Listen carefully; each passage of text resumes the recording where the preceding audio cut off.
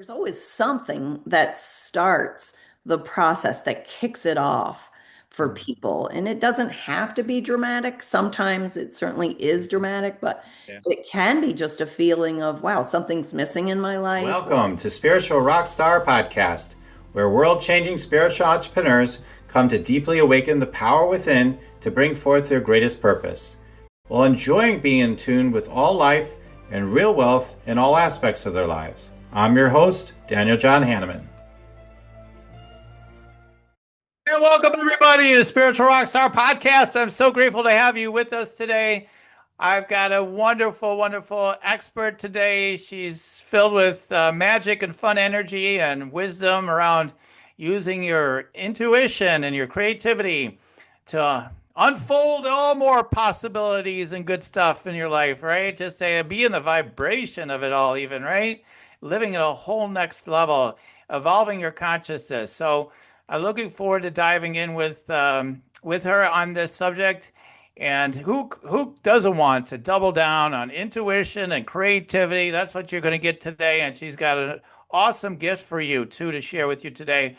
We'll tell you about it as we go into the deeper into the show. So if you're here now and you love this podcast, I'm just going to remind you to go ahead and subscribe. Love the podcast if you do love it, this episode. Comment about the podcast. Let's keep driving the numbers up for being a spiritual rock star. We're already ranked number 25 according to Feedspot. Best podcast in the world. 25th best, I guess, is what they say. So, so we're grateful for that. Let's keep pouring it on. So, Gwyneth, I'm so grateful to have you on the show today. Thanks so much for having me on. All right. So we were just talking. Yeah, we're doing this in the midst of winter, and you embrace the winter, which God bless you. You know, it's not my thing. I live in Chicago. You're there, um, out there in where is it again?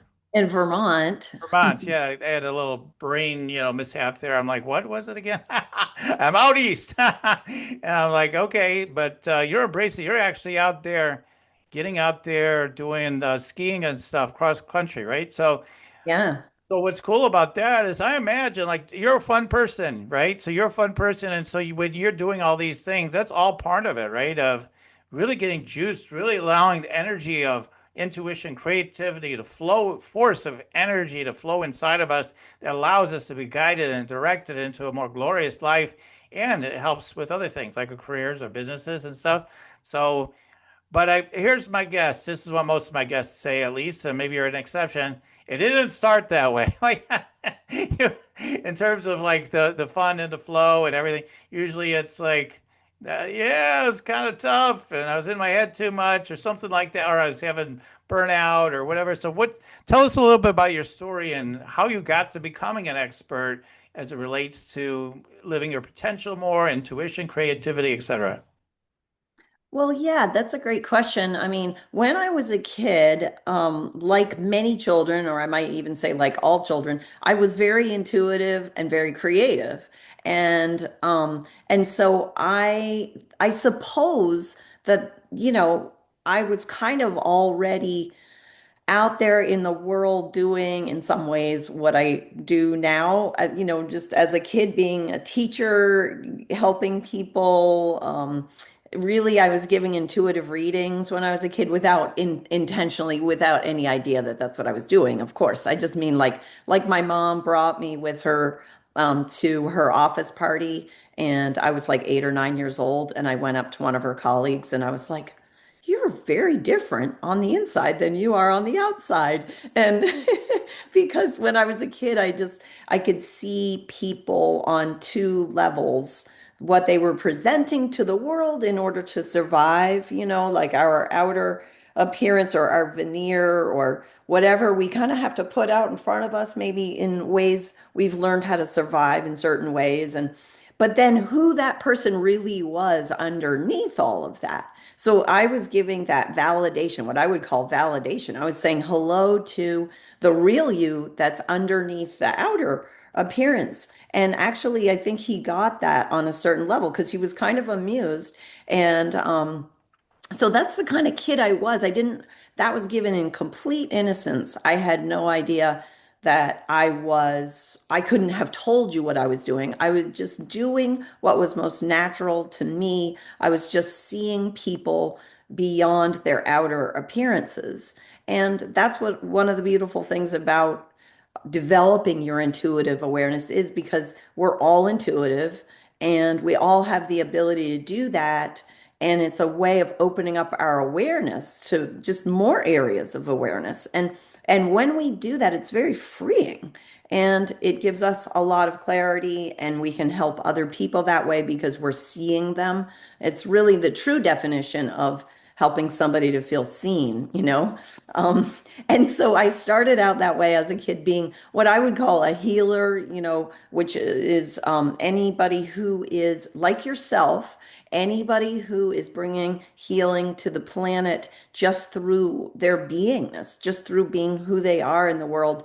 They're improving the conditions of the world around them in some way. And oftentimes healers have no idea that they're Mhm. healers, Yeah. and it could be the person that picks up your garbage. It could be the janitor of the school. It could be a doctor. It could be a spiritual teacher, whatever. But there's once again, we can't judge by the outer appearance, but Mhm. just bringing levels of improvement to the environment around them or the community around them. And so anyway, so as a kid, there I was being a healer, helping people, helping my friends and my family, and giving giving readings to help people to be seen, right? And then and also being incredibly creative. I just could write and write and write, very creative. But of course, once again, we're all creative, because creativity doesn't just, it's not just limited to painting or writing or singing or something like that. It's really a state of beingness. And so, but all that kind of stuff gets swept under the rug a lot of times starting out, when we're young, because we get more of the focus on to our intellect. And that's Mhm. really the focus from the time we enter school, is let's develop our intellect and let's achieve, let's get the grades, that other stuff, whatever, that's woo woo, or, or that's not going to make you money, or that's not going to give you achievement. So we just get a lot of validation on the intellect and no validation on the intuition and the creativity. And of course, if we validate that part of ourselves, then it strengthens everything. It strengthens our intellect. It strengthens our self-confidence. It strengthens our trust in ourselves. It's really a game changer. And so anyway, to continue on with a little bit of the story, I then went on to, I was in high school and all that, and I kind of lost touch with being intuitive, and even though I was still being very intuitive. But you start to, like many people, you sort of start to lose a little bit of that conscious connection with it, because you start out as a baby and as a toddler and as a kid really consciously connected to that intuition and creativity. And then I started to kind of move away from it somewhat. But then when I got into my 20s, I started to just get really interested again. And I began, I suppose, the what got me sort of into the spiritual growth again was I started out with Reiki, and then after that I started to do some really deep dive spiritual work and spiritual classes. And then people started to just, when I would come home after doing like a weekend away, like a weekend retreat or something like that, when I would come home, people would ask me what I was up to. And I would just say, oh, well, I've been doing some spiritual growth, some personal growth. I'm really enjoying it. And they would say, oh, well, maybe you could share that with us. And I would be like, oh, well, why don't you could take, here's the name of the teacher. Why don't you just go, so I never planned on being a teacher. I absolutely never thought of myself that way. In fact, I thought of myself as a writer of fiction. Really, I was focused on that, and definitely was It wouldn't come from me. I would be a teacher. I go to the seminar. right, exactly. And so I never, so ass backwards or whatever the expression is, right? So I ended up, so people said, well, why don't you just come and teach us just a short class. I was like, well, okay, I guess I could do that. And so then, I taught a class, and then the next group said, hey, I heard that you taught this classes, can you come and teach a class over here? And so that's how I started out, was just by accident. I mean, not by accident, because obviously it really was aligned for me to be doing it. I've been doing it for 19 years. But it wasn't something that I planned on, like, oh, this is what I want to do. Do you want to meditate and make money? Let it be simple. Let it be easy. Let it be fun. Go to yoursacredpurpose.com and get your free meditate, make money meditation today. It's so interesting. That does happen for people. It's not the most common path, but sometimes it does happen that way, right? Like, I don't know, it just started to unfold. Like I was just invited here, I was invited there. And so then, yeah, like things like human design, I wonder, then I'm like, well, does that mean you're you're invited? Maybe you're a projector, but maybe not, right? So, but I mean, I had a near-death experience when I was 4, so I think uh, that's what started it all, probably yeah, because of that experience. And so that was such an experience that stayed with me. It was very validating. It helped me realize my that I was more than just a body, that I was a soul presence. And so that experience was really, if I rewind back that far, and then so it's a journey. So and yeah, and yeah, you're right that it always starts with something. And it's just sometimes it happens for a person when their life falls apart, when they're like 35 years old, right. everything falls apart. And actually, that's where it starts. That's where their growth At begins. 35 or 50 or 60 or whatever. Exactly. I mean, it always starts, there's always something that starts the process, that kicks it off for people. And it doesn't have to be dramatic. Sometimes it certainly is dramatic, but Yeah. it can be just a feeling of, wow, something's missing in my life, or I feel really uninspired, or, I know that I know I have knowledge that's beyond just what I've learned. Where is that knowledge? What is that knowledge? Mm. Or why is everything in my life kind of, I've achieved and I've gotten to this certain point, but now what? It just feels Right. kind of empty. That's also where a lot of people get to, that brings them to a point of wanting to grow spiritually. Because I mean, we're Right. spiritual beings, right? So spiritual growth, personal growth, it's all the same, really. Yeah, it's interconnected for sure. It's funny Yeah. because and that's so remarkable. I just want to take a moment to, witness that of like near death at 4, you're doing readings, healings, or whatever as a kid, all that stuff. That's pretty remarkable. That's not the, average, childhood. I mean, I think I was, doing, a lot of us, I think, including myself, were doing the work, early on, but we didn't know we were doing work. We were like, friends would come to us, family come to us, we're listening, we're probably working with their energy. We don't even realize it, right? Like unconsciously, like, okay, well.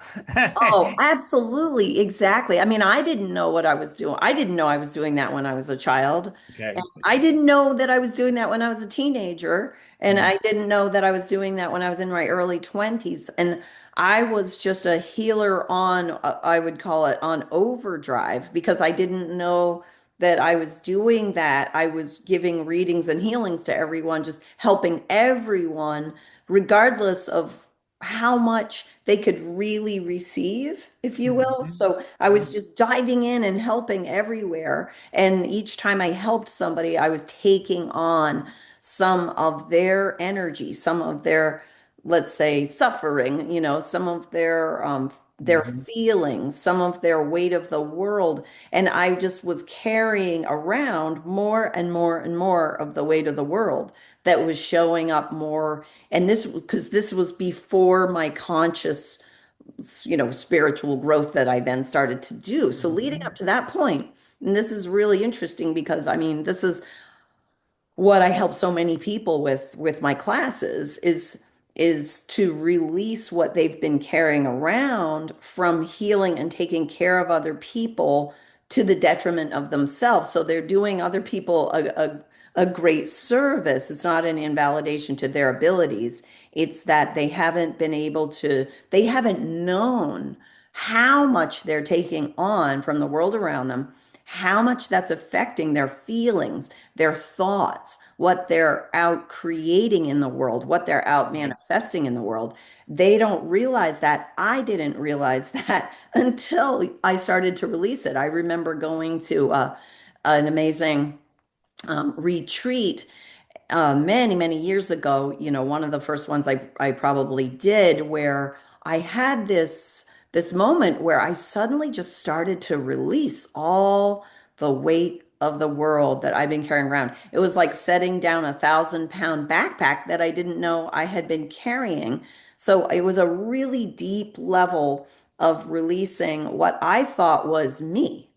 And it actually kind of felt like I'm oh, am I losing my mind? Or, because it was all these sort of false identities. It was, this is who I am because of what I do for this person, or, all this responsibility for everyone's well-being. And, and so in that experience that I had, an experiential experience of spiritual growth, releasing all that energy was incredible because I suddenly realized what I had been carrying. And then I had a whole new space, kind of like cleaning out a closet or, redoing your whole living room or something like that. It's kind of the same thing. It's like you just decided, I'm going to clean house. I'm going to clean out, I'm going to throw out, the old, oh, I didn't need that. And those old boots and that jacket and oh, Uncle Fred's, golf clubs or something, whatever it is. These books that somebody else gave me, these aren't mine. This isn't mine. This isn't mine. Right. And so it's an experience like that. And then all of a sudden you go, great, I have I'm getting more to the core of who I am and I can see more of myself and I can now redecorate that space really with my energy, my signature of who I am rather than everyone else's stuff. And that's a really important part of and very rewarding part of the growth, what I would call spiritual growth. Like, we decide how much we want to grow, what ways. That's our own choice as a soul or in our minds, whatever. And Mm-hmm. then how deep do we want to dive and how much do we want to let go of and how do we want to reset our Right. space so that it's really more authentic to who we are so that we can receive our own answers without Right. everything else being in the way kind of thing, from us being able to have more clarity about who we are, what our purpose is, all that kind of thing. Mhm. Yeah. Yeah, I mean, absolutely. Once to clear up the inner and the things that we're connected to in our lives, the relationships, things like the more we keep clearing things up, yeah, there's huge magic and power in that for sure. And definitely, there was a stage when earlier on, yeah, when I was getting online and whatnot, especially, and with that, the huge growth curve and everything, it's like. All right, it's as much about letting go of things right now than anything else, right? I'm taking on more new things. It's like, okay, I need to get let go of more, and that's just as powerful as saying, adding on the stack of new frequencies, consciousness, or whatever.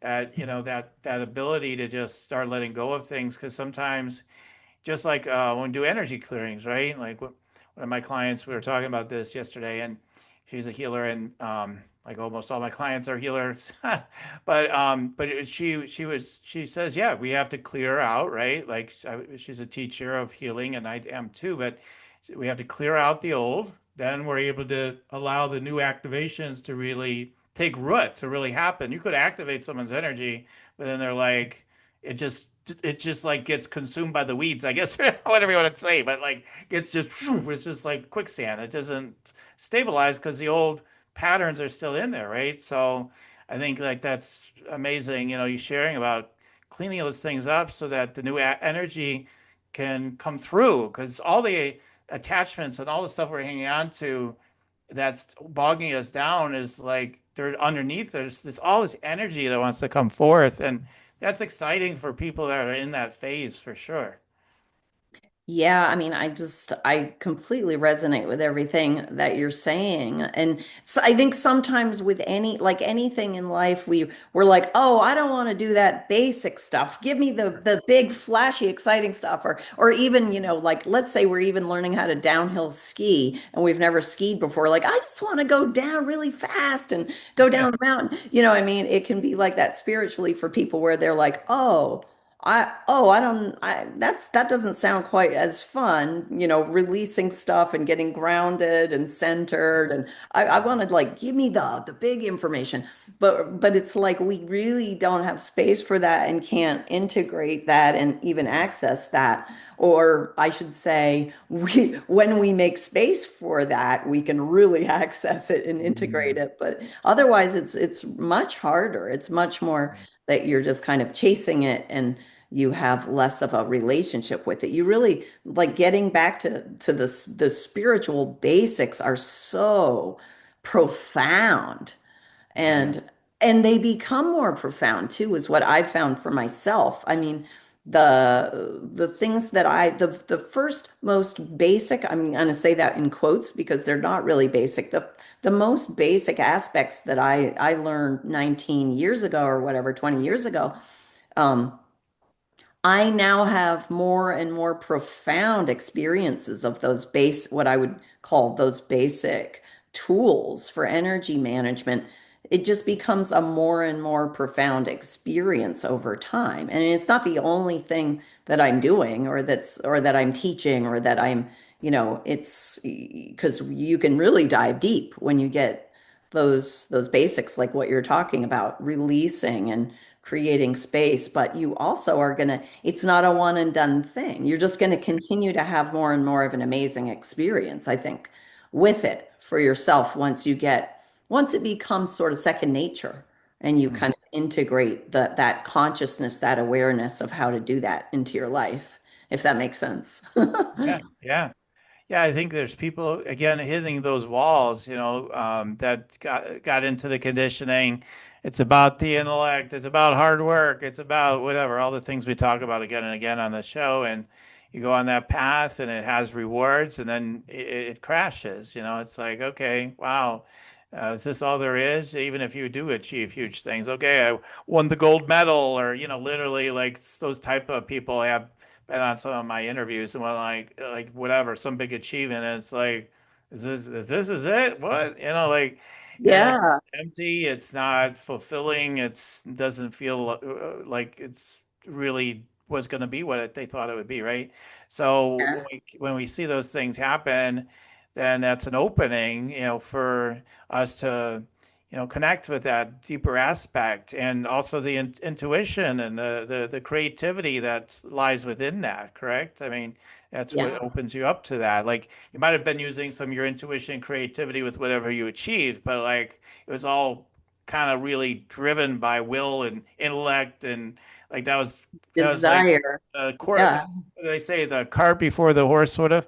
And so like it was all driving it forward, if I guess you could argue that maybe intellect and intuition in tandem, and creativity in tandem, maybe. But if anything, it's more the lead would go to intuition and creativity, in my opinion. But and then let the intellect kind of, wait a minute, we might want to steer that way or this way, right? And that's why I have like this chicken run dude, like this little dude, for people that see the video. I got this guy here, and he's in front of Einstein on my table.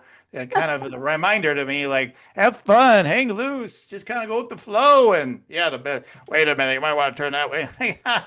But the Yeah. Einstein dude will just share real quick. So, but yeah, but we're, usually it's the Einstein that's in the front for high achiever types. So many of those people listen to the show, and and then it just, yeah, it's limited.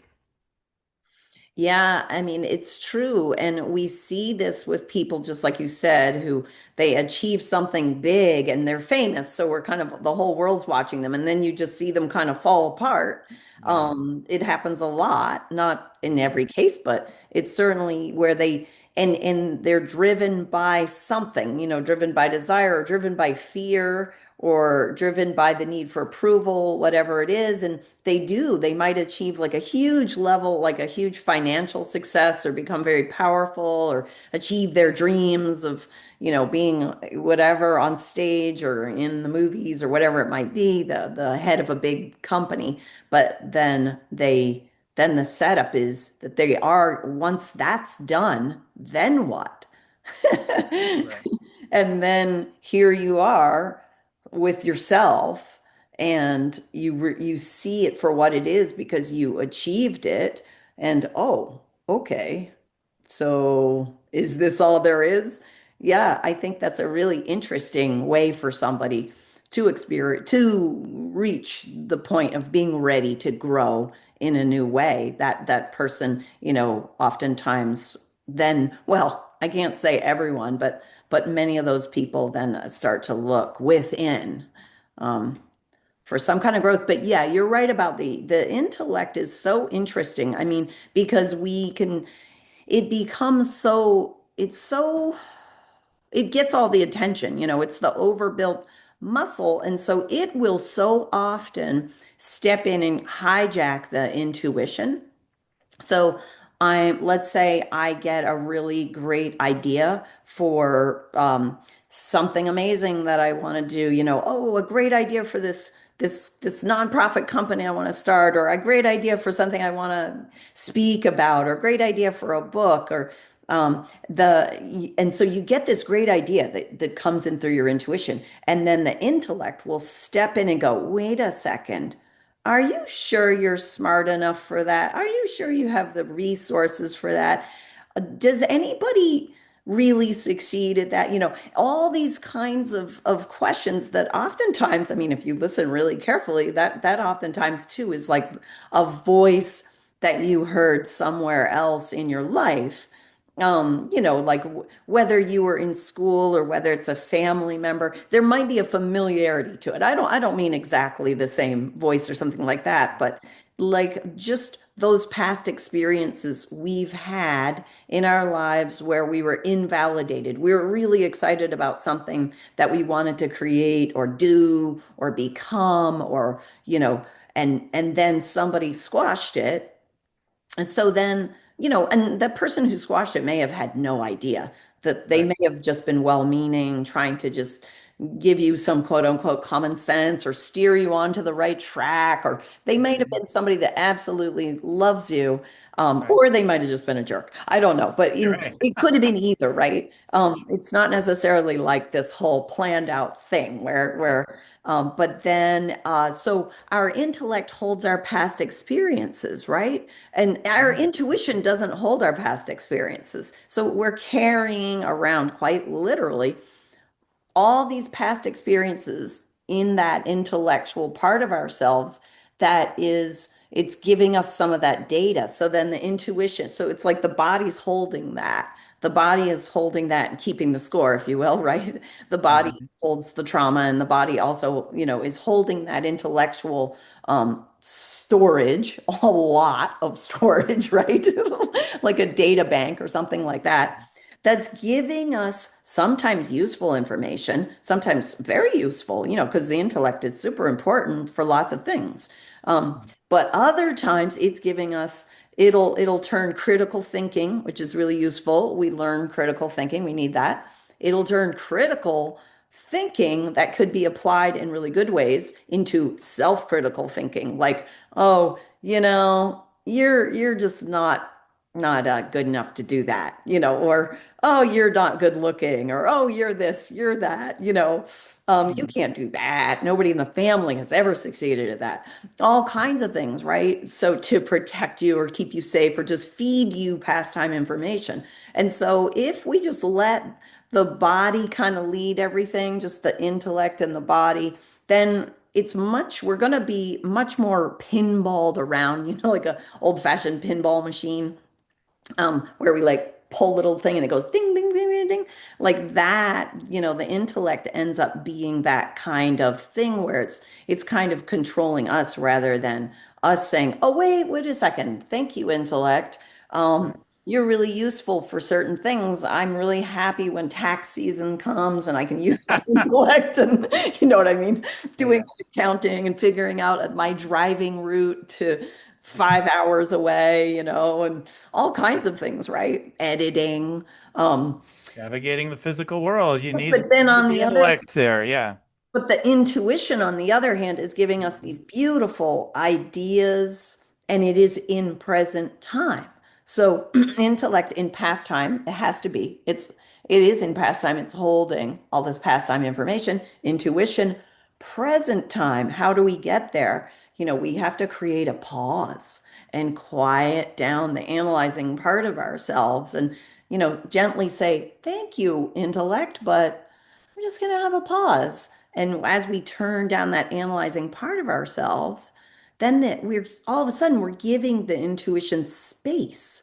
We're giving it space to be, how we have that expression in, you know, space to be. I mean, Right. it's a great expression. I love that. Space to be, just to be rather than to do. The intellect is of the doing world.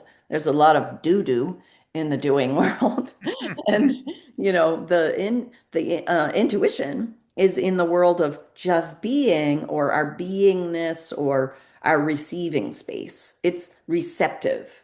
And so we're not taught to be receptive. We're taught to be active. Right. You True. know? And So so, true. yeah, That's huge. I mean, to open up our receptivity. I mean, one of the few things I always say I wrote down from my original spiritual mentor. He said I was really good at not taking notes, back then, and even though I'd got my master's in clinical psych and all that stuff, but I was just not that note taker type at the time. I'm more so that way now, but my my clients are like, "Man, you take a lot of notes over there." I'm constantly writing everything down, but yeah, back then I wasn't. And like the one thing he said is such a simple thing, but like it was hit me so strongly. He said, if you're not receiving, you're not receptive. And I mean, like something that simple. I'm like, that is profound. Like, right? I mean, it sounds basic, but it's like it's so essential. Like, it's yeah, so important and it's so neglected. That's why I think it hit me so hard. Is like, wow, like because people go, well, I'm not receiving this, and the world's not set up for me to achieve that, or my life circuit, what all these things. But the truth is, you're just not receptive enough yet. That's all. And you can become more receptive. And how can you become more receptive? Instead of the idea of I've got to intellectually figure it out, focus on the vision board every day, even. I mean, yes, you do those things, but like, I'm going to acquire it, I'm going to drive towards it, right? Maybe you just need to be more receptive to it. That's where that magical manifestation happens and so much more good comes into our lives. So, yeah, I'm a big fan of that. Yeah, let's get more receptive. It's a much more the easier way. yeah, it's so true. And it is really hard to get into that space, especially if we've had past experiences in an area where we have, once again, I'm going to say this in quotes, where we have failed, where we feel that we have not had success. And so then we try even harder and harder with doing, and essentially what happens is we don't give it space. We all have areas in our lives where we do give more. So the receptive spaces, it's a space of givingness, I would call it. I don't know if that word exists in the dictionary, but it's like it's a state of being, and it's a space of giving, but not in the sense like it's like this beautiful space where you are giving or creating space or having space, whatever word you want to use. But like if you can imagine it as a big, huge, a gigantic bubble or something like that. You're creating this giant space that you might, envision or something. This giant, giant space. How much more space do I need to have in this area? How much space do I need to give to just be more receptive? Because oftentimes we just don't give enough space. It's a giving, it's a creating, but it's not a doing. So it's a very hard concept, really. As I talk about it, I get that somebody might be like, what is she talking about? Because Right. it's experiential. Once again, all Mhm. spiritual growth And that's why sometimes, we can say the most basic things like you were saying a moment ago, what your teacher was saying to you, and you got it experientially. You were like, oh, the Right. thing about receiving, right? You Right. got that experientially. And so it was an aha moment. It was actually a profound moment because you Mhm. experienced it. We can, Right. otherwise, our intellect will just go, oh, yeah, Like, I know that already. Whatever. I Yeah. exactly. I've heard that before. Oh, yeah, yeah, I already know that. Yeah, I already know that. Give me something really big and bright and exciting that's going to blow my socks off. Right. It's like just Can't just be that simple. Give me something more. I already know that one. yeah, and so it's really so with getting into that receiving space, it's like, and sometimes we don't give other people space too. Sometimes that's what turns somebody off, like if we're trying to either get into a relationship with them, or it's our kid where we're trying to, our teenage kid. I have a teenage kid, so we have to give them space, right? We can't just get into their space and just like, this is what I need you to do. We have to give them space to be where they are in that moment of where they are. And it's the same thing for anyone. We have to give our friends space, or give somebody that we want to be in a romantic relationship or whatever, we're dating or something, give them space, or our partner, our, married partner, whatever. It's really that it's a whole different process, and it's experiential, and we can use our intuition to do that. We can even look and go, am I giving myself enough space to manifest or create this next step for myself? Am Mhm. I giving this other person enough space to be in relationship with them, or am I just getting into their space with my agenda kind of thing, if that makes sense? Right. Yeah, being more in the yeah, I guess just you try to use words to talk about it, but like being more in the moment, with everything, and being that, yeah, the space or the perceptual, whatever, the awareness, the Yeah. connection, whatever, however you want to put it. But yeah, I mean that's so critical because I know, like, you think about your marriage or you think about other relationships, and I think where a lot of suffering unnecessarily comes in, not to say like, okay, everything's perfect. If you're just in space, every relationship, it'll be perfect now. Like, yeah, there's still going to be stuff that comes up. But like, I'm saying, like, often the intellect is reviewing everything in our lives, right? So it's like, all right, that relationship. All right, let's see, let's scan for danger and where things are lacking. All right, well, he doesn't do that, and he doesn't do this, or she doesn't do that, or she doesn't do Yeah. this, and she said that, and and then we're going to have to rectify this one. We have to fix this. We have to fix that. What if you don't have to fix anything? Like, you just Yeah. in a sense, right? Like, just Yeah. let go, let them, give them space, give yourself space. Yeah. These things arise in the moment. Sure, you can address them, right? But to come from it more from that Yeah. perspective, rather than, like you said, like the intellect is like trying to suffocate everything, trying to fix it and get it to be to work or be right or whatever, for you to be right, for the intellect to be right. See, I told you I was right. Like, That's exactly it, because the intellect is primed to defend itself, right? We defend our thesis when we get our master's degree, yep. our PhD. We literally Oh yeah, don't remind me. defend, we defend that thesis, and but the intuition does not defend. It has nothing to defend. It is defenseless, quite literally, right? It's just simple. It gives space. We might squash it with our intellect. But it's not going to defend itself back, the intellect. So that's a great way to distinguish too. Like, oh, why am I feeling so defensive? I don't think I'm in an intuitive space right now. I think I'll give my intuition some space here, take a pause, turn down that analyzing intellectual part, and just give myself space, give everything space. It moves you into responsive space where you can really respond from your heart, where you're going to communicate very differently. So, because in life we know it's not only do we have to give space, but then we have to find out how do we communicate. And that's always a learning curve, right? For our entire life. Yeah. Oh yeah. And then if we communicate from ourselves as an intuitive being, that's a very different space of communication where Right. we actually can really cut through the crap, so to speak, and really speak in a neutral and loving way our truth, whatever that Mhm. is. And it may not be the other person's truth, but we're giving a different, we're setting up a different kind of communication space. And Right.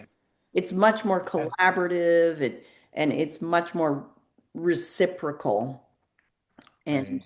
and then as we're speaking, we can be receiving more insight too. So, that's really a beautiful thing when that happens. We start to receive insight in that moment as we're having that hard communication with somebody. And Hmm. then it's really speaking to them where they are, Right. not just like the intellect just speaks like to some past experience that's more general or that's really happened with somebody else.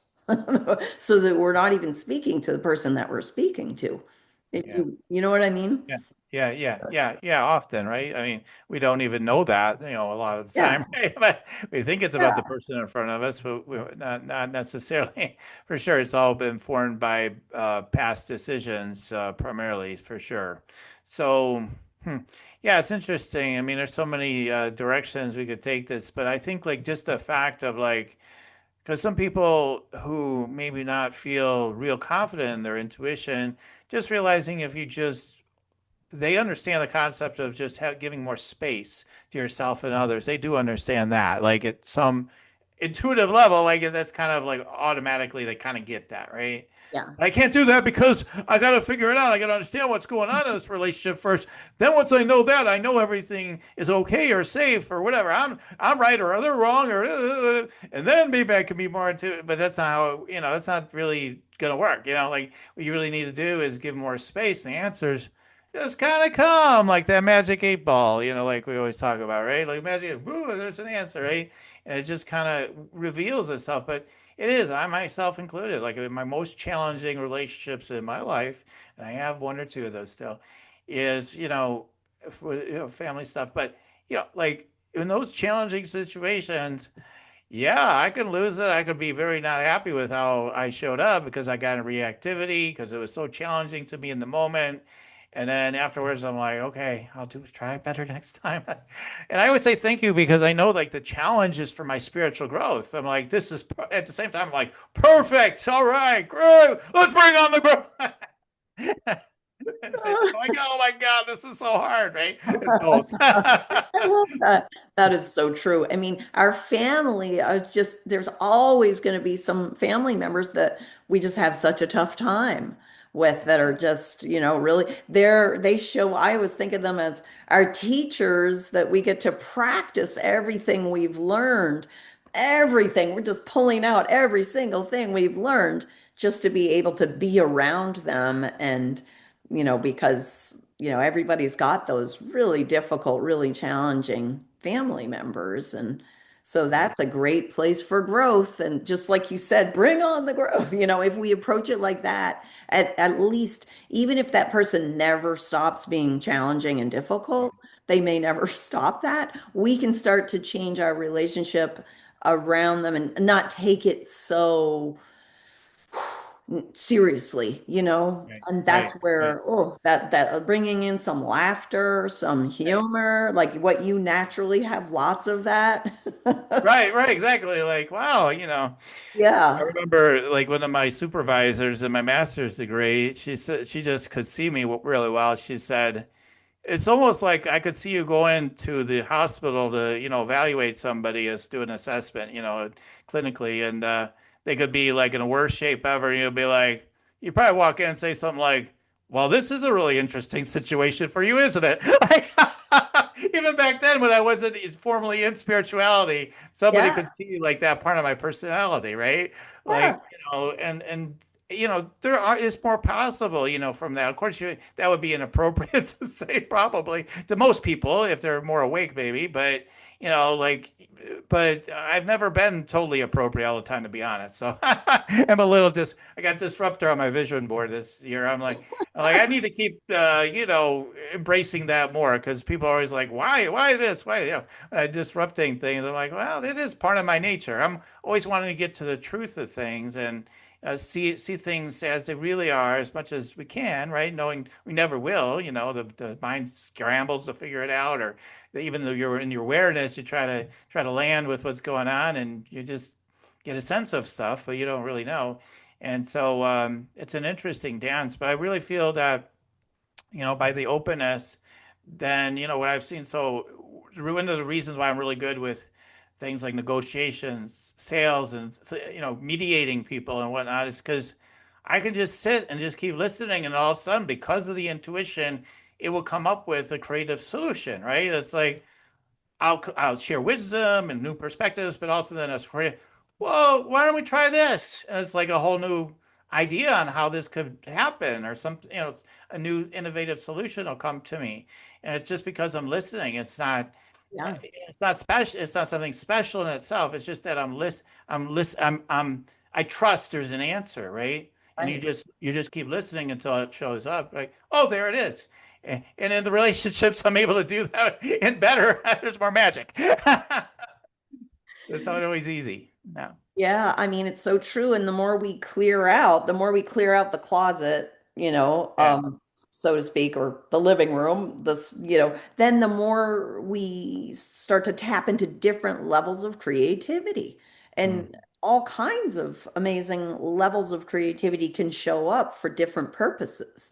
And Mhm. so when we need it, boom, there it is. And if we start to trust it and if we build that trust with our intuition, through just using it every day for the little things, then we can start to really expand the trust in terms of what we use it for. So where if we're at that meeting, let's say that meeting and the boss needs a really good creative idea and we trust that we have that idea just showed up and we trust it because we've been practicing using our intuition for the little things, as simple as just choosing which restaurant should I go to of these two restaurants, which one would be better, and or what direct me to an area of the grocery store where I find something different to make for dinner, or where should I park in when I go downtown in this area that's just so hard to find any parking.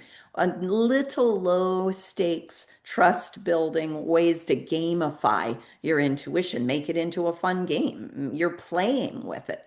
And, then when the higher stakes stuff is happening, the career decisions, the where should I move decisions, the should I stay in this relationship or not decisions, all those kinds of things, then we've built trust. We're not just reserving intuition for the big things. We're using it and we're living it daily as an experience. And then we start to make more of a, I don't know, teamwork. Teamwork starts to happen with our intellect then too. Because the intellect isn't just like, okay, I got to run the show since, okay, All right.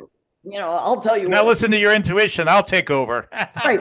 So that way we've got this beautiful teamwork that starts to happen between the two where there's more grace, there's more space and grace, right? Yeah. And Oh, totally. and there's more fun and just there's more flow happening. It's more playful and like you were saying, the laughter, the humor, that I can't tell you how important that is. I mean, that is the more you can bring in what I call inner laughter. I even dedicated a whole chapter in my book to it because I was like, this is so important. I need to dedicate a whole chapter to it. And we just kind of poo-poo it. Oh yeah, humor, whatever, da, da, da. We don't realize it's tremendously healing and it opens up space for healing. It gives space to other people. It invites collaboration. It increases our creativity. And it's just, and it lets us, it's the best way to really start to let go of things that we've been carrying around. If we started out the day in a good mood, and then by the end of the day, we're like, feeling grumpy, feeling tired, feeling annoyed, or we watch the news, feeling scared, all those kinds of things. If we can bring in inner laughter and realize that it's a state of beingness, it's more than just like a nice thing that's just, you know what I mean? It's really, really a vibrational frequency or a state of beingness. And so, and like you said, there's lots of times when we have to keep a straight face, because there's something where it might look funny if we're like, ha ha ha. But Right. we, Right. Right. and plenty of Your times house is burning down. You're laughing. I mean, but it's like if we can embody that, Yeah. as an energy or a state of beingness, however you want to say, then it just makes it much easier to navigate all the Yeah. difficult steps Right. of our lives, all the different transitions, and just a simple day, just an everyday in our lives can be navigated much more easily. And it's not like you have to even be funny, a person doesn't need to know any jokes, I mean, I have a calendar of like, dad jokes as they're called. So that my mom gave me for Christmas, or whatever, little things Right. that make you laugh that are just silly. But I mean, we all have that. We lose touch with that. Like kids are Right. amazing like that, right? They Right. bring so much laughter, so Right. much humor, and that tends to dwindle as we Yeah. start adulting. We get into the Right. the adult world, but Yep. it's Adult, really and a parent, whatever. Yeah. serious. It's really serious, and of course, kids, they will just, if you get too serious with them, they'll walk away. You lose your audience a lot of times, Right. and you need that for communication. You need to be able to, and it can be a practice to bring it into your life more, because you might notice, oh yeah, I used to laugh a lot more when I was 10 or whatever. I used to be able to bring more humor in, and oh, I think it's there, so Right. people can start to recognize it is there within you.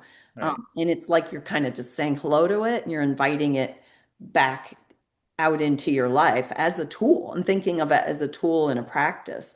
That's really like no joke. It is a joke, but See, laughter is the best medicine for a reason, right? So, yeah. I mean, we have to remember that.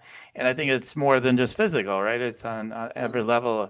It can definitely be the best medicine, for sure. Often it can be very helpful. So, extremely helpful. Like, I mean, yeah, I've got a teenager still. She's 18. My daughter just turned 18 in December, and I've got older daughters too. But she might say, make fun of me, right? Sometime, and some parents would get really mad and reprimand that. So they'll be like, "Okay, Dad." I'm like, "Yeah, that's right." And I'll just have fun right back rather than like getting a weird. And I'm sincere and just having fun with it, right? I'm not like being a smart ass back, and it's kind of that kind of a dynamic. So Right. like, why are you taking it so seriously? I mean, the teenager, yeah, yeah, I mean, that's a whole nother show, right? But like, Right. the teenager, I mean, you can just flow with a lot of that stuff. Whereas a lot of parents, whether it's a teenager or something else, we often just want to fight it, resist it, Yeah. get offended, whatever. And if we can learn to roll with stuff in life, yeah, then we can laugh, we can open up space. There's so much more that's possible. So I know we're getting towards the end of the show, so I want to ask you now. I know you have this amazing book to share with the audience, and your wonderful book that's a top 10 inspiring books is picked by Aspire magazine called, let's see, Limitless, Transform Your Life with Intuition and Creativity. And I believe you have a gift for people to get the book today. So you want to tell them about that now? Yes. So here's what the book looks like. Nice. And you can get it, on Amazon, or you can order it through your local bookstore as well, depending on where you like to get your books, or bookshop or whatever. Or get it through my website. But if you would like an audio book, and if you email me and tell me where you heard this offer on the Spiritual Rockstar podcast, I will send you a code that gives you a free audio book.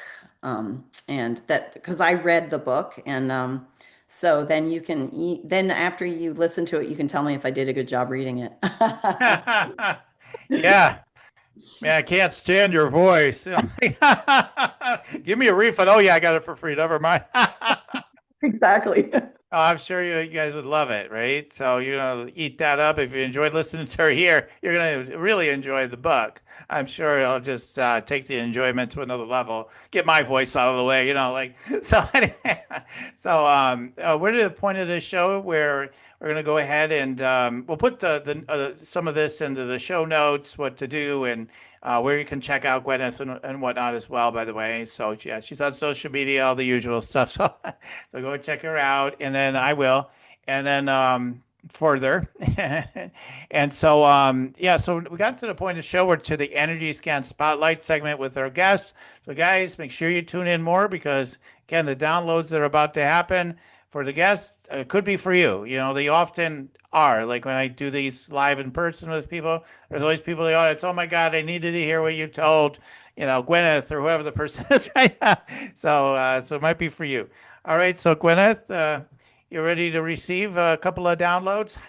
Yes, I'm ready to receive. Awesome. All right, so let me just take a moment to pause and tune in and just slow down a little bit with it.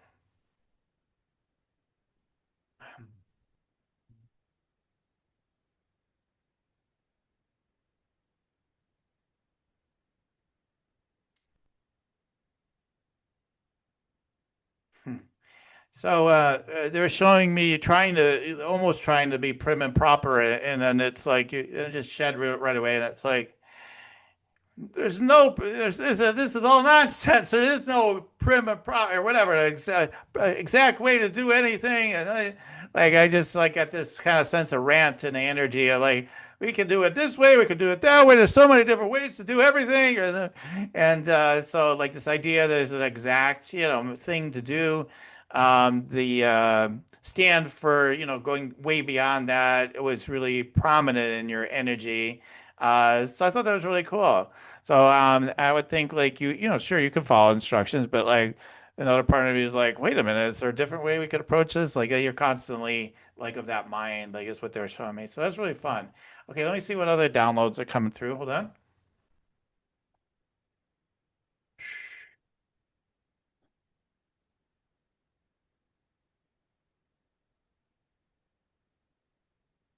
So I was kind of noticing there during the show, like there's a part of you that is very humble, whatever, self-effacing, whatever. Like, people recognize who I am and my gifts and abilities. Great. If they don't, then no big deal. Then another part is like, man, don't they even see me? Like, like so, like maybe not as much now, but like historically, like, man, they don't even understand they don't have no clue about who I am, right? Like this a kind of a yeah, like it feels like maybe it was I don't know if it's stronger when it's been stronger maybe as a kid, but I just get like, it's been stronger in the past and there's that sense of like two of like and I would imagine now it just comes to me as I'm talking. Like if you could see other people really well, but they're not seeing you, you're like, what the heck? Why can't anybody see me? And you wish somebody could finally see you, right? And Oh, so yeah. that's what I was kind of seeing with that. So it's kind of another interesting thing that came through. So just these are just quick downloads. Just so curious, your reflections of what came through.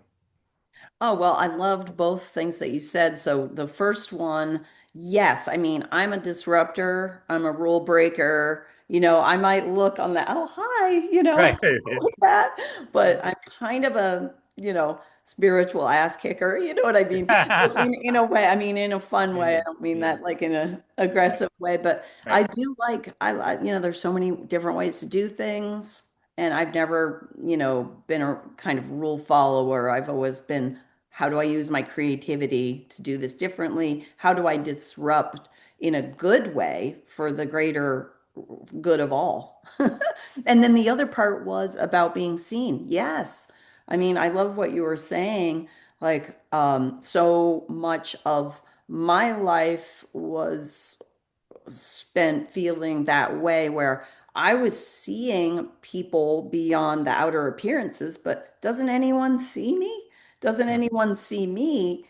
I'm seeing them, that kind of, and so I was like, well, maybe I can help people to see Yeah. the outer appearances, so that they could experience what that's like to see themselves and to see others that way. And so, yes. And so I'm sure I probably still feel like that to this day because you're still walking out in the world noticing that people aren't really seeing each other how they, truly are kind of thing. So, but that was Right. more, like you said, especially I felt like that when I was younger. Right. Right. Right. Okay. Well, fantastic. Thanks for your reflections and everybody. Yeah, I'm sure many people here are like, nobody sees me. That's for sure. So, Yeah, exactly. right. It's a common, Yeah. pretty common thing. So, everybody, if you want to go ahead and check me out, go to yoursacredpurpose.com as far as like, how I help people and stuff. You'll get a sense of it by going there. You can get my free meditate, make money meditation, get some downloads, open up some space, get the codes that people tell me are in there, right? I don't know about no codes, but I just have fun with that, right? Like, oh, there's nothing. I always say there's much more than making money in there, Daniel. I'm like, okay, but no, not really. So, so anyway, go check it out. See what all the talk's about. Go to get your free meditate, make money meditation at yoursacredpurpose.com. And then when you get on to the, my regular email list, like what happens is you'll see there'll be offers or events or things coming up where I'm offering energy scanning or trainings on how to do energy scanning, which is a big thing that I've been doing for a long time. So go ahead and get in connection with me. If you want to get your own, reading, private reading, you can find those type of opportunities or that opportunity on my website, especially for you visionary healers who want to grow your business. You want to step into that in your own unconventional ways. I'm here to be that support for that on an energetic, intuitive level and business strategy level and all that stuff as well. So all the levels, okay? So check that out at yoursacredpurpose.com. All right, so Gwyneth, as we're about to wrap up, I always like to give our guests the last words. So any last words for the audience? Well, go forward and be creative, be intuitive, and have fun. Absolutely. And so it is. I love it. You can't keep it simple, right? But it's just yeah, especially the fun is for me anyway. So, all right. Fantastic, guys. Thank you so much for being here, Gwyneth, for being an amazing, amazing guest. I had so much fun being with you today. Thank you. I had a blast talking with you. All right, everybody. And to our listeners, keep on tuning in. We'll keep on rocking it here at Spiritual Rockstar Podcast. Till the next time. For listening to Spiritual Rockstar Podcast, stay tuned for our next upcoming new episodes each Wednesday and Saturday. Please be sure to subscribe, rate, and review to help us to serve you best. As a reminder, you can get your free Meditate and Make Money meditation at www.yoursacredpurpose.com to rock your sacred purpose. Goodbye for now, everybody.